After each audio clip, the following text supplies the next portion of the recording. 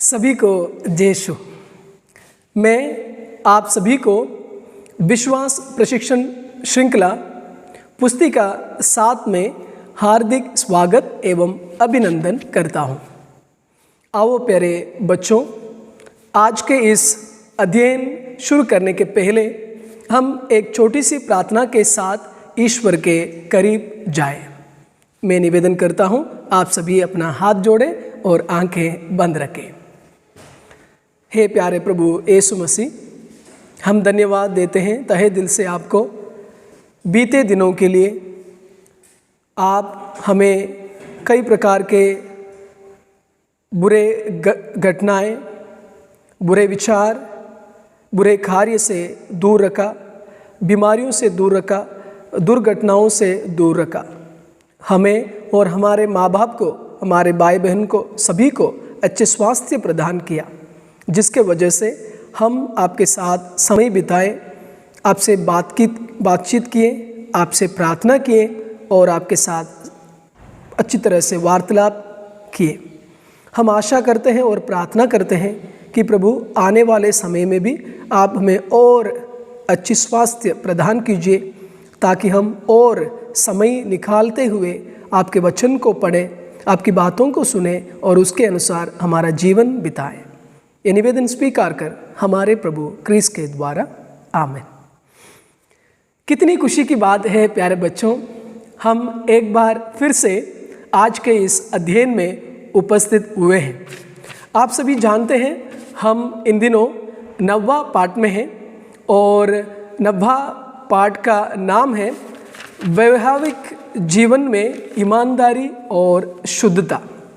और इस पाठ के नीचे दिए गए 4 प्रश्नों को मैंने आप लोगों के सामने पढ़ाया और समझाया।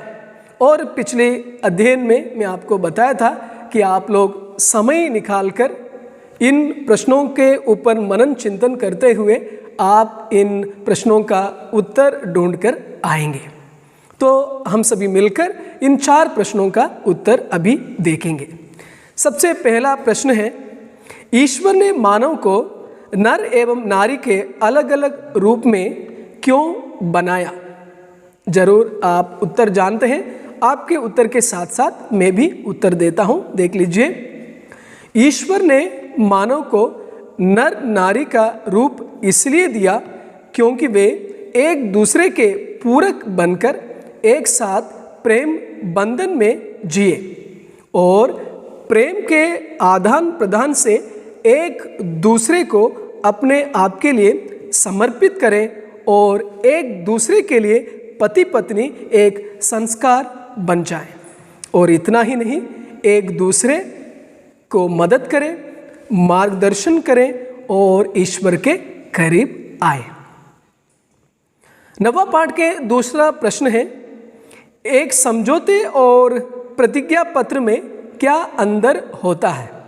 हमने देखा था कि 2 व्यक्तियों के बीच में रिश्ता होता है, संबंध होता है, लेकिन ये संबंध कुछ समझौते के कारण हो सकता है या कुछ विधान के कारण में भी हो सकता है। इसमें क्या अंतर है समझौता और प्रतिज्ञा पत्र?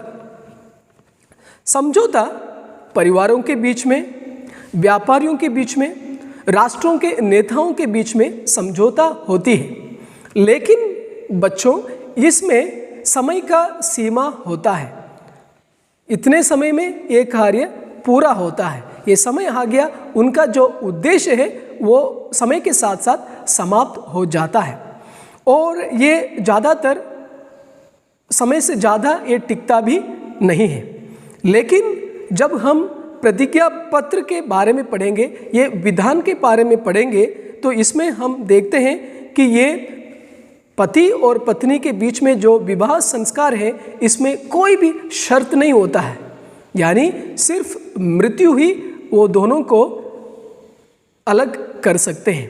यानी मृत्यु यानी अंतिम सांस लेने तक वे लोग एक दूसरे के प्रति प्रेम रखते हैं, एक दूसरे के साथ देते हैं और एक दूसरे के साथ जीते हैं।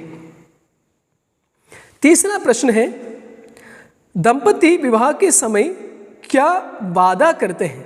आप सभी जानते हैं, जब भी आप विवाह संस्कार में भाग लेते हैं, मिस्सा बलिदान में भाग लेते हैं, तो पुरोहित ये पति पत्नी को कुछ प्रश्न पूछते हैं और ये लोग पुनः उत्तर देते हैं और उत्तर के बाद में ये लोग कुछ वादा करते हैं। ये बहुत खास वादा है। आपके मम्मी पापा भी जरूर ये वादा किए होंगे और इस वादा को यदि नहीं निभाते हैं तो मम्मी पापा को आज पूछिए, मम्मी आपके शादी में क्या आपने ऐसा वादा किया था? पापा क्या आपने इसी प्रकार का वादा किया था? तो क्यों आप इस वादा को नहीं मान रहे हो? क्यों इस वादा को तोड़ते हो? क्यों इस वादा के साथ साथ नहीं जी रहे हो? आप जरूर पूछना, ठीक है? क्या वादा है? आपके मम्मी पापा भी यही वादा किए, यानी जीवन भर दुख में सुख में मैं आपका विश्वासी साथी बना रहूँगा, आपकी विश्वासी संगिनी बना रहूँगा और आपसे प्रेम करूँगा और आपका आदर करूँगा। ये पति बोलते हैं। पत्नी क्या बोलेगी? जीवन भर दुख में सुख में आपका विश्वासी साथी बना रहूँगी, आपकी विश्वासी संगिनी बना रहूँगी और आपसे प्रेम करूँगी और आपसे या आपका आदर करूँगी। जरूर आपके मम्मी पापा ने विवाह संस्कार में ये वादा किए हैं और जरूर आप उनसे पूछ लीजिए। चौथा और अंतिम प्रश्न है, विवाह एक संस्कार है कैसे? विवाह एक संस्कार है कैसे? हम सभी जानते हैं बच्चे, संस्कार 7 होते हैं और 7 संस्कारों में एक संस्कार है विवाह संस्कार। ये विवाह कैसे संस्कार हो सकता है? सबसे पहला कारण है पति और पत्नी यानी दोनों विवाह में ईश्वर से मिलते हैं। दूसरा है ईश्वर और पति पत्नी के बीच में एक मधुर रिश्ता पैदा होती है विवाह संस्कार में। और तीसरा, जैसे प्रभु यीशु ने माता कलीसिया को प्रेम किया वैसे पति पत्नी एक दूसरे को प्रेम करते हैं। जैसे प्रभु यीशु माता कलीसिया को जोड़ते हैं, साथ में रखते हैं, साथ देते हैं, उसी प्रकार पति और पत्नी भी एक दूसरे के लिए साथ देते हैं और एक दूसरे के लिए जीते हैं। इसी प्रकार बच्चों विवाह एक संस्कार बन जाता है। तो हम अभी देखें 9वां पाठ के 4 प्रश्न और उसका उत्तर हमने देखा। फिर क्या नीचे क्या दिया गया है? क्रियाकलाप। क्रियाकलाप क्या है? पल्ली में संपन्न होने वाले विवाह समारोह के मिस्सा बलिदान में भाग लेने की कोशिश कीजिए। जरूर मैं जानता हूँ आप सब रोजाना नहीं तो इतवार के दिन मिस्सा के लिए जाते हैं, भाग लेते हैं। साथ ही साथ बच्चों, जब भी आपकी पल्ली में गिरजाघर में शादी होती है तो क्या करना? सिर्फ खाने के लिए जाना, भोजन करने के लिए जाना या नाचने के लिए जाना? नहीं। जब मिस्सा होती है, मिस्सा बलिदान में आप लोग भाग लेंगे। कहाँ बैठेंगे? पीछे, जहाँ डोकरा डोकरे हम बैठे हैं, दारू पीने वाले बैठे नहीं, आगे जाकर वेदी के सामने बैठेंगे। पति पत्नी जो जहाँ बैठे ना उनके आसपास में बैठेंगे और सुनेंगे, पूरी मिस्सा बलिदान सुनेंगे। तब आपको मालूम पड़ेगा कि फादर क्या बोल रहे हैं और पति पत्नी क्या उत्तर देते हैं, क्या प्रतिज्ञा लेते हैं, क्या वादा करते हैं।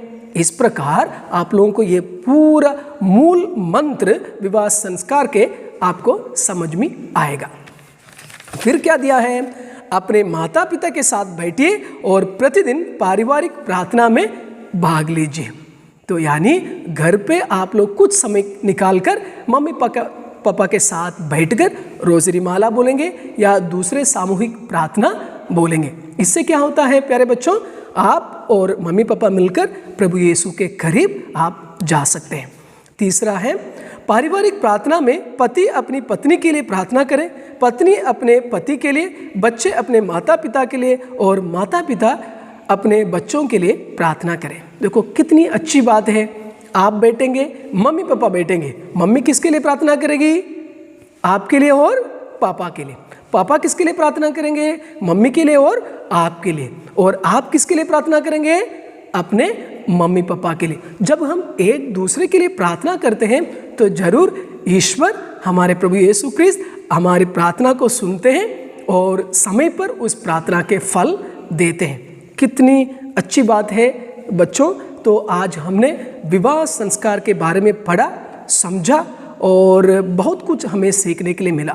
मैं चाहता हूँ कि आप लोग और समय बिताएंगे और इस पाठ को और दोहराएंगे, पढ़ेंगे, ताकि और अच्छा से ज्ञान आपको प्राप्त होगा। तो मैं इन वचनों के साथ साथ आज के ये अध्ययन संपन्न करता हूँ। जय यीशु, धन्यवाद।